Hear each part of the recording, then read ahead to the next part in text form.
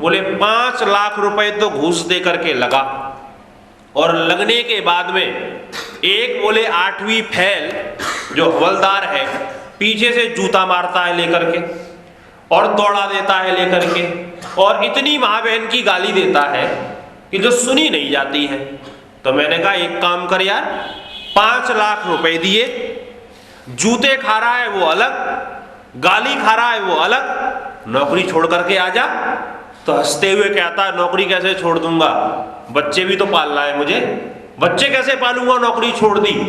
सामान्य रूप से आप देखिए, जो एक सामान्य पिता होता है वो बच्चे पालने के लिए जूते खा सकता है, वो लोगों की गालियां खा सकता है, एक सामान्य जो पिता है। अरे वो तो परम पिता है, और वो परम पिता अपनी संतानों के लिए क्या कर सकता है, इसकी तो हम कल्पना ही नहीं कर सकते हैं। जब सामान्य पिता के मन के अंदर एक भाव होता है कि मुझे कष्ट हो जाए वो चलेगा, मेरी संतानों को कोई कष्ट नहीं होना चाहिए, तो परम पिता हमारे बारे में कितना सोचता होगा। वो हमें कभी भी जीवन के अंदर दुखी नहीं करना चाहता, वो हमारे जीवन के अंदर सुखों को ही भरना चाहता है। लेकिन हमारी स्थिति तो वही है। प्रकाश कवि ने कभी लिखा था, आनंद स्रोत बह रहा पर तू उदास है, और अचरज है जल में रह के मछली को प्यास है। का परमेश्वर का आनंद तो चारों तरफ बह रहा है। अच्छा एक बात बताइएगा, भगवान कहां पर है? तो हमारा और आपका उत्तर क्या होगा? भगवान कहां पर है? नहीं, भीतर तो है ही, वो कण कण में है, सब जगह है भगवान। अच्छा एक प्रश्न का उत्तर दीजिएगा बड़ा सोच समझ करके, भगवान सब जगह है, इस बात को मानते हैं हम लोग, मान लिया। अच्छा भगवान का जो आनंद है वो आनंद भी सब जगह है कि नहीं है?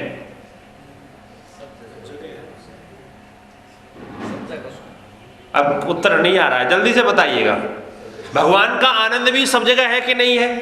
अच्छा भगवान आनंद को लेकर के सब जगह है या आनंद को छोड़ करके सब जगह है?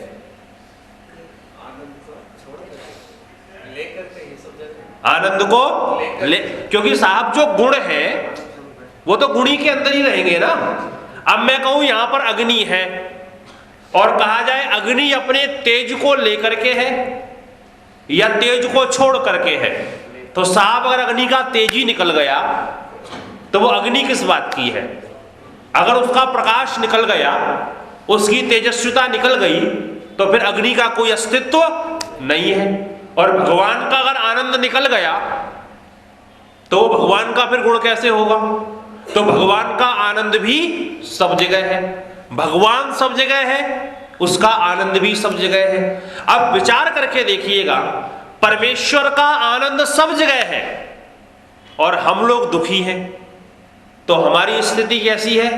वो मछली की तरह है कि जल में रह करके अगर मछली प्यासी है तो दोष इसमें जल का नहीं है, दोष इसमें मछली का है। परमेश्वर का आनंद सब तरफ है और हम लोग नहीं ले पा रहे हैं, तो दोष इसमें किसका है? दोष हमारा ही है। आनंद हमारे पास है, हम ले नहीं पा रहे हैं। एक सेठ जी थे, सवेरे सवेरे का समय था और सेठ जी अपनी दुकान पर बैठे हुए थे, ग्राहक वहां पर कोई था नहीं। तो सेठ जी हाथ बांध करके और ग्राहक के इंतजार में एकटक बैठे हुए थे। एक छोटा सा बच्चा वहां से निकला, उसने देखा सेठ जी बड़े ध्यान से बैठे हुए, क्या बात है। अब एक बार उधर से निकला, थोड़ी देर में फिर से लौट करके आया, देखा सेठ जी वैसे का वैसे ही बैठे हुए हैं। अब इसके मन में कुछ शंका सी पैदा हुई। जब शंका सी पैदा हुई तो फिर से ये घूम करके गया तो देखा सेठ जी वैसे के वैसे बैठे हुए हैं, ना हिल रहे हैं, ना डुल रहे हैं, ना कोई काम कर रहे हैं। अब इसको शंका हो गई बच्चे को। बच्चे ने एक जो है लकड़ी का तिनका उठाया और सेठ जी के पास जाकर के आंख में लेकर के ऐसे डाला। अब जैसे ही डाला तो सेठ जी भड़बड़ा के एकदम, नालायक आंख फोड़ेगा क्या? तो बच्चे ने बड़े आश्चर्य से देखा, बोले आप जिंदा हो? तो सेठ कहने लगा और क्या मरा दिखाई दे रहा हूं क्या? तो बच्चा कहता है मुझे बड़ा आश्चर्य हो रहा है कि आप जिंदा हो। बोले इसमें आश्चर्य की क्या बात है? बोले आप जिंदा कैसे हो, मुझे तो ये आश्चर्य हो रहा है। बोले एक मारूंगा। बोले जिंदा कैसे हो, तुझे आश्चर्य हो रहा है? क्यों आश्चर्य हो रहा है? बोले मुझे इसलिए आश्चर्य हो रहा है कि आपके सामने इतनी सारी मिठाइयां रखी हुई हैं और आप खा नहीं रहे हो, मैं कैसे मान लूं कि आप जिंदा हो? अरे जिंदा आदमी के सामने मिठाइयां होंगी, वो तो खाएगा ही, और नहीं खा रहा है तो कैसे माना जाए कि वो जिंदा है? हमारे ऋषि भी कहते हैं भगवान का आनंद सब जगह है और हम मनुष्य ले नहीं पा रहे हैं, तो ऋषि कहते कैसे माना जाए कि हम जिंदा हैं? अगर हम जिंदा हैं, अगर हम ज्ञानवान हैं, अगर हम बुद्धिमान हैं, तो परमेश्वर के आनंद को तो हम ले ही सकते हैं। इसलिए अपने आप को इतना निर्मल, इतना स्वच्छ, इतना पवित्र बनाएं, परमेश्वर के आनंद से आनंदित होकर के अपने दुखों का अपने जीवन के अंदर से समापन करते जाएं। और एक बात का मैं निवेदन करूंगा कि आज तक भगवान के बिना इस धरती पर कोई भी सुखी नहीं हो पाया है। और उपनिषद के ऋषि कहते हैं कि परमेश्वर के बिना इस धरती पर मनुष्य तभी सुखी हो सकता है। कब सुखी हो सकता है? कहा जिस दिन ये मनुष्य इस धरती को चटाई की तरह लपेटने में समर्थवान हो जाए। जैसे हम चटाई को लपेटते हैं ना, ऐसे कोई आदमी इस धरती को लपेटने में समर्थवान हो जाए। अच्छा, ये कभी संभव हो सकता है क्या कि हम इस धरती को चटाई की तरह लपेट दें? नहीं कर सकते हैं। तो कहा जैसे इस धरती को चटाई की तरह कोई भी नहीं लपेट सकता है, ऐसे ही बिना भगवान के व्यक्ति के जीवन के अंदर कभी सुख नहीं आ सकता है। आज आप किसी के पास भी जाओ और पूछो भाई साहब क्या हालचाल है, तो पहले तो आदमी नहीं बताएगा, लेकिन धीरे धीरे उससे पूछो तो अपनी पूरी गाथा जो है वो खोल देता है लेकर के। और एक शब्द का हम प्रयोग करते हैं, साहब हम तो बड़े परेशान हैं। किसी धनवान से पूछो क्यों परेशान हो, कहता सब कुछ तो है लेकिन स्वास्थ्य साथ नहीं दे रहा है। किसी व्यक्ति के पास जाओ, भाई साहब क्यों परेशान हो, तो खाने के लिए कुछ है ही नहीं। हमारे पुराने लोग कहा करते थे ना, किसी के पास दांत हैं तो चने नहीं है, और किसी के पास चने हैं तो दांत नहीं है। अब दांत तो है, चने ही नहीं, तो खाए क्या बेचारा? और चने अगर है और दांत नहीं है तो खाए कैसे उसको? तो कोई तो इसलिए परेशान है खाने के लिए कुछ नहीं है, और कोई इसलिए परेशान है कि इतना सारा खाने के लिए खाया ही नहीं जाता है। बड़े घर वाला इसलिए परेशान है कि झाड़ू पोछा करते करते दिक्कत में आ जाते हैं, और जिसके पास घर नहीं है वो घर के लिए परेशान है। किसी के पास पहनने के लिए एक जोड़ी कपड़े नहीं है, वो परेशान है।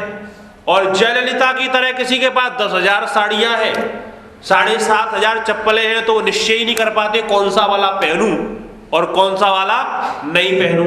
किसी के पास एक गाड़ी नहीं है कि कहीं चला जाए, और किसी के पास इतनी गाड़ी है कि वो इसलिए परेशान है कि इनको खड़ी मैं कहां पर करूं। तो आदमी हर जगह परेशान परेशान परेशान दिखाई देता है। मैं एक दिन सोचने लगा ये परेशान होता कौन है? तो वैसे परेशान शब्द जो है ना, ये है तो उर्दू का, लेकिन अगर इसकी संस्कृत में बना दूं तो क्या बनेगा परेशान का? परेशान को जब अलग अलग करेंगे तो इसके अंदर इसके दो विभाग बनेंगे, एक परह और एक ईशान। संस्कृत में परह माने होता है दूर, और ईशान माने होता है भगवान। जो भगवान से जितना दूर होगा वो उतना ही परेशान होगा, और जो ईश्वर के जितने नजदीक होगा वो उतना ही आनंद में होगा। इसलिए भगवान से दूर मत होना, भगवान के हम समीप में ही रहें। तो भगवान के समीप में हम कैसे रहें? तो मैं एक निवेदन किया करता हूं, ईश्वर की उपासना भी जो है वो प्रत्येक व्यक्ति के लिए अलग अलग है। अगर कोई सन्यासी है तो वो ईश्वर की उपासना अलग तरीके से करेगा। अगर कोई वानप्रस्थी है तो वो ईश्वर की उपासना अलग तरीके से करेगा। कोई विद्यार्थी जीवन में है तो वो ईश्वर की उपासना अलग तरीके से करेगा, और जो गृहस्थी लोग हैं वो ईश्वर की उपासना अलग तरीके से करेंगे, क्योंकि सबके धर्म कर्तव्य और गुण अलग अलग है, सबके कर्तव्य अलग अलग है। तो सब जो है ईश्वर की उपासना अपने अपने तरीके से करते हैं। अब गृहस्थी लोग ईश्वर की उपासना किस प्रकार से करें, तो उसके लिए शास्त्र जो विधान करता है, मैं निवेदन किया करता हूं, सामान्य रूप से किसी से पूछो साहब मुक्ति कहां पर होती है, तो हमारे मनों में एक भाव पैदा है कि जो व्यक्ति त्रिवेणी में स्नान कर लेगा उसकी मुक्ति हो जाएगी। तो पूछा गया साहब ये त्रिवेणी कहां पर है, तो कहा वो तो इलाहाबाद में है। वहां पर क्या हुआ है, गंगा जी आई है, यमुना जी आई हैं, कभी सरस्वती रहा करती थी, अब आजकल तो वो नहीं है, लेकिन कभी रहा करती थी, इसलिए वो त्रिवेणी है और उसमें जो स्नान करेगा उसकी मुक्ति हो जाएगी। लेकिन मैं ये तो नहीं जानता उसमें करने से होती कि नहीं होती, और ना मैं उस विवाद में अभी फंसने वाला हूं। लेकिन जिस त्रिवेणी में स्नान करने से मनुष्य की मुक्ति होती है वो कौन सी त्रिवेणी है, तो वह गृहस्थी व्यक्ति को अपने जीवन को इस त्रिवेणी के अंदर बांध करके रखना चाहिए। वो कौन सी त्रिवेणी है, तो विष्णु पुराण का नाम आपने सुना होगा, उसमें एक कहानी आती है। पहले वो कहानी सुन लो, बाद में वो बात आपको सुस्पष्ट हो जाएगी। तो वहां पर वो कहानी सुनाते हुए एक बात कहते हैं, और बात क्या कहते हैं कि एक बार नारद को यह अभिमान हो गया कि दुनिया में जितना बड़ा मैं भगवान का भक्त हूं, मुझसे बड़ा इस धरती में ईश्वर का कोई दूसरा भक्त नहीं है। तो कहा इस बात का निश्चय कैसे हो, मेरे मानने से तो कुछ होता नहीं है, जब तक दूसरे लोग मुझे ना माने तब तक तो मेरा मानना ना मानना एक जैसा है। तो एक एक आदमी के पास जाते थे और पूछते थे कि मुझसे बड़ा भगवान का कोई भक्त आपने देखा है क्या, तो सारे के सारे लोग हाथ जोड़ लेते थे कि महाराज आपके बड़ा भगवान का भक्त कौन है, आप तो बहुत बड़े ईश्वर के भक्त हैं, आप सबसे बड़े भक्त हैं। अब नारद ने सोचा एक एक आदमी के पास जाऊंगा तो बड़ा टाइम लगेगा, एक काम करता हूं, ये विष्णु के पास ही चलता हूं और विष्णु से पूछ करके आऊंगा कि आपका दुनिया में सबसे बड़ा भक्त कौन है, और अगर विष्णु ने मेरा नाम ले दिया तो प्रमाण पत्र पर साइन करवा लूंगा, और जब साइन करवा लूंगा तो मेरे पास दुनिया के सबसे बड़े भक्त का प्रमाण पत्र होगा, और जब लोगों के बीच में बात चलेगी दुनिया का सबसे बड़ा भक्त कौन है, तो मैं अपना प्रमाण पत्र प्रस्तुत कर दिया करूंगा कि भगवान विष्णु ने मुझे दिया है, इसलिए मैं बड़ा भगवान का भक्त हूं। अब आप कल्पना करके देखिएगा, ये विद्यार्थी लोग पढ़ा करते हैं और स्कूल में पढ़ रहे हैं, मान लीजिए इन्होंने 8वीं कक्षा पास कर ली। अब 8वीं कक्षा पास कर ली तो एक एक आदमी के पास जाएंगे, साहब मैं 8वीं पास हूं कि नहीं, मैं 8वीं पास हूं कि नहीं, तो बहुत समय लगने वाला है। और अगर यही विद्यार्थियों को जब स्कूल से प्रमाण पत्र मिल जाता है तो कोई भी पूछता है तुम 8वीं पास हो कि नहीं हो, तो प्रमाण पत्र दिखा दिया जाता है, आदमी स्वीकार कर लेता है। नारद ने कहा यह काम ठीक रहेगा। साहब विष्णु के पास पहुंचे हैं, विष्णु से पूछा महाराज ये बताओ दुनिया में आपका सबसे प्रिय भक्त कौन है, मैं ये जानने के लिए आया हूं। अब नारद को तो लग रहा था मेरा ही नाम आने वाला है, लेकिन कई बार जब आदमी इच्छा कुछ और लेकर के जाए और हो जाए उसके विपरीत तो कष्ट बड़ा होता है। अब जैसे ही विष्णु से पूछा तो विष्णु ने कहा कि देखो नारद, अगर मेरा प्रिय भक्त जानना चाहते हो तो वो जो किसान खेत में हल जोत रहा है वो मेरा सबसे प्रिय भक्त है। अब नारद एक बार को तो विष्णु की तरफ को देखें और एक बार उस किसान की तरफ को देखें, फिर कहने लगे महाराज देखो मैं आपसे प्रिय भक्त की बात नहीं कर रहा हूं, मैं आपके सबसे प्रिय भक्त की बात कर रहा हूं, वो कौन है वो बताओ। तो विष्णु ने कहा सबसे प्रिय भक्त मेरा वो ही है। नारद ने कहा महाराज कैसे वो प्रिय भक्त है, तो उन्होंने कहा देखो एक काम करो, तुम्हारे प्रश्न का उत्तर तो मैं बाद में दूंगा, पहले जाकर के उस किसान की दिनचर्या देख करके आ जाओ कि वो किसान करता क्या क्या है। कहते नारद चले, जब वहां पर पहुंचे प्रातःकाल का समय था, वो किसान सो करके जैसे ही उठा तो उठते ही जिस बिस्तर पर सोया हुआ था उसी में उठ करके बैठा और हाथ जोड़ करके कहता ईश्वर तेरी कृपा से एक सवेरा देखने का सौभाग्य मुझे और प्राप्त हो गया, तेरा लाख लाख धन्यवाद है कि एक दिन तूने मुझे और प्रदान कर दिया। अब मैं आज के दिन शुभ कर्मों को अपने जीवन के अंदर और बढ़ाने का प्रयत्न करूंगा। और साहब उठ करके वो अपने नित्य कर्मों में लगा। नित्य कर्मों के बाद अपने बैलों को लेकर के अपने हल को लेकर के खेत की तरफ चल दिया है। 2-3 घंटे के बाद, भयंकर मेहनत करने के बाद उसने खेत को जोता है। जोत रहा है खेत, तभी करीबन 11-12 बज रहे थे। अब आजकल तो वो परंपराएं नहीं है, लेकिन पहले गांव में होता था कि पति तो खेत जोतने के लिए चले गए और 11-12 बजे पर पत्नी जो है वो भोजन बना करके ले करके वहाँ पहुँचा करती थी। वो मिस्सी रोटी होती थी, वो न्योनी इतनी ऊपर से रख दी जाती थी, वो मट्ठा होता था, प्याज होता था, और ले करके पत्नी भोजन पहुँची है। जैसे इसने दूर से देखा कि पत्नी चली आ रही है भोजन लेकर के, इसने बैलों को खोला, पानी दिया, चारा दिया, एक पेड़ की छांव में बांध दिया और खुद भी हाथ पैर धो करके जो है वो बैठ गया जल लेकर के। पत्नी भोजन लेकर के आई, वो भोजन को सामने रख करके दोनों बैठे हुए हैं और दोनों ने जैसे ही भोजन को देखा, फिर से इस किसान ने हाथ जोड़े और कहा, ईश्वर तेरी कृपा से आज का भोजन तो मिल गया है, ऐसी कृपा करना आगे भी मुझे ऐसे ही भोजन मिलता रहे और दुनिया के जितने प्राणी हैं सबके भोजन की व्यवस्था आप इसी प्रकार से करते रहे। आओ ईश्वर, चलो हम लोग आओ भोजन करते हैं। और कहते हैं दोनों ने भोजन करना प्रारंभ कर दिया। दोनों भोजन कर रहे हैं बड़े आनंद के साथ में। अब भोजन करते करते जो है, जब भोजन संपन्न हो गया, उसके उपरांत में दोनों ने थोड़ी देर विश्राम किया। पत्नी बर्तन वर्तन लेकर के घर चली आई और फिर से उस किसान ने खेत जोतना शुरू किया। शाम का समय हुआ, घर लौटा। घर लौटने के बाद में अपने नित्य कर्मों से निवृत्त हुआ, शाम का भोजन किया और रात में अब सोने के लिए जा रहा है। जैसे ही सोने के लिए जा रहा है, फिर से हाथ जोड़े, मेरे ईश्वर तेरी कृपा से दिन तो अच्छे से व्यतीत हो गया, अब मेरी रात भी अच्छे से व्यतीत हो, ऐसी कृपा मेरे ऊपर करना, मेरा ये मन शिव संकल्पों वाला बन जाए। रात के इस गहरे अंधेरे में मेरा मन भटकने वाला ना हो, मैं प्रगाढ़ निद्रा में सोने वाला हूँ, मुझे बहुत अच्छी नींद आए, ऐसी कृपा मेरे ऊपर करना। और कहते हैं ये रात में सो गया। साहब इधर ये सोया था कि वो नारद लौट करके विष्णु के पास पहुंचे। कहने लगे, महाराज देखा उसकी दिनचर्या। कहा क्या देखा उसकी दिनचर्या में? बोले महाराज उसने केवल 3 बार आपका नाम लिया पूरे 24 घंटे के अंदर, और मैं 3000 बार आपका नाम कम से कम एक दिन में लेता हूं। अब एक बात आप बताओ, आपका गणित इतना खराब हो गया कि आपको ये भी समझ में नहीं आ रहा है कि 3 बार नाम लेने वाला ज्यादा बड़ा होता है या 3000 बार नाम लेने वाला ज्यादा बड़ा होता है। उन्होंने कहा देखो नारद, ऐसा है कि तुम्हारे प्रश्न का उत्तर मैं फिर बाद में दूंगा, एक काम और कर दो। कहने लगे महाराज उत्तर तो कुछ देना नहीं है, इतना तो छोटा सा बच्चा भी जानता है कि 3 ज्यादा होते या 3000 ज्यादा देते।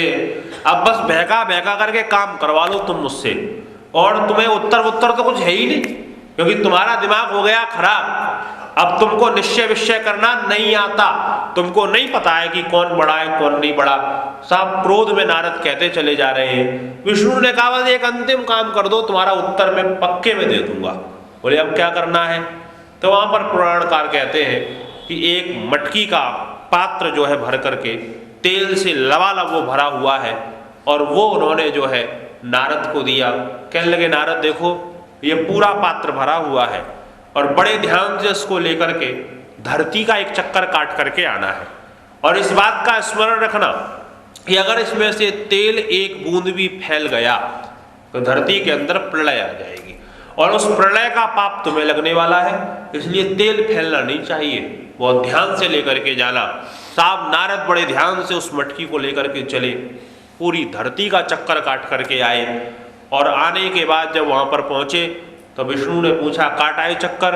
बोले हाँ काट आया चक्कर। बोले तेल फैला तो नहीं? बोले महाराज एक बूंद भी नहीं फैलने दिया है, और आपने ही कहा था फैल जाएगा तो प्रलय आ जाएगी, प्रलय आई क्या? बोले हाँ नहीं आई, नहीं फैला है। बोले नारद एक बात बताओ, ऐसा तुमने क्या किया कि ये तेल फैलने नहीं पाया? वो कहने लगे महाराज मैंने अपना पूरा दिमाग जो इस तेल में लगा दिया था, फैलने ना पाए, अपना दिमाग इधर से उधर नहीं होने दिया बिल्कुल भी, तो नहीं फैला ये। बोले नारद एक बात बताओ कि जब तुम ये तेल लेकर के और अपने दिमाग को इसमें लगा करके धरती का चक्कर काट रहे थे, तो मेरा स्मरण तुमने कितनी बार किया था? अब ये उसके मुंह की तरफ को देखे, वो इसके मुंह की तरफ को देखे।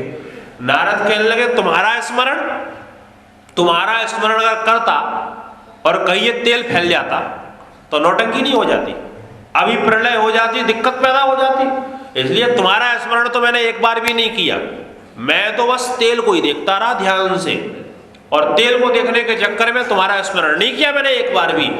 विष्णु कहने लगे नारद तुम केवल एक तेल का पात्र लेकर के गए थे और उसमें तुम इतना डूब गए कि तुमने मुझे एक बार भी याद नहीं किया।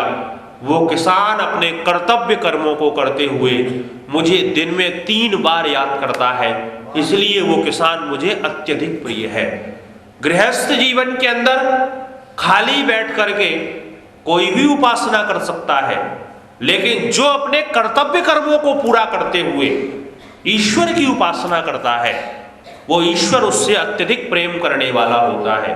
और एक बात का स्मरण हमेशा रखना, स्थान बदलने का नाम भक्ति नहीं है कि हमने स्थान बदल लिया। आदमी सोचता है जंगल में चले जाएंगे तो कहीं भक्ति हो जाएगी, कहीं आश्रमों में चले जाएंगे तो भक्ति हो जाएगी, हम ऊंचे साधक बन जाएंगे। स्थान बदलने का नाम भक्ति नहीं है बंधुओं, स्थिति बदलने का नाम भक्ति है। आप घर में रह करके भी अगर अपनी स्थिति बदल सकते हैं तो आप भक्ति कर रहे हैं।